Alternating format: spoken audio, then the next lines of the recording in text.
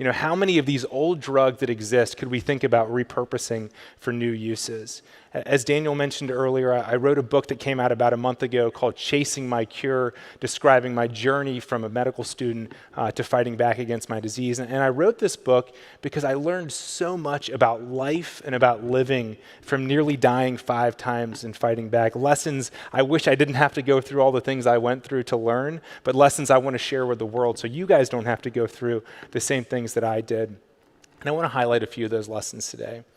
The first is that I can literally hear the clock ticking in my overtime, but I've learned that the truth is we're all in overtime, and all of us need to make the most of every second. The second is that we have to question the status quo. If we'd continued to follow along of treating me with chemotherapy after chemotherapy, I would have continued to have relapse after relapse, and I would most certainly not be alive today.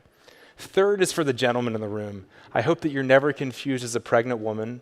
But if you are, I hope you can find some humor in that and in all of life's challenges. And for the women, I hope you're never confused as your father's pregnant wife. But if you are, I hope you can also find humor in that and all of life's challenges. Fourth, we need to reflect on what we hope for and what we pray for, and then turn those hopes and prayers into action. What can we do to get us closer to that which we're praying for?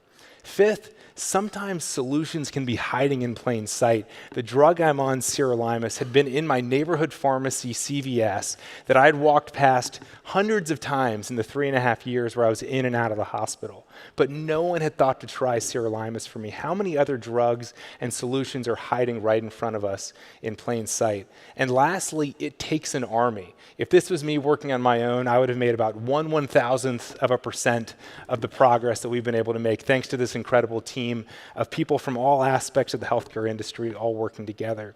So I encourage all of you, and I hope you guys will all become part of our army, will be a part of this army fighting Castleman disease, whether it's getting involved by supporting our research linked on the screen, or it's by sharing ideas about a new study or something that we can do for Castleman disease, or if it's about spreading the word about Chasing My Cure, this book that I hope will continue to spread the word about Castleman disease and help to make it so that Castleman disease is something that's more quickly diagnosed and more effectively treated. So I want to end by thanking you guys all so much for being a part of this army. Thank you so much.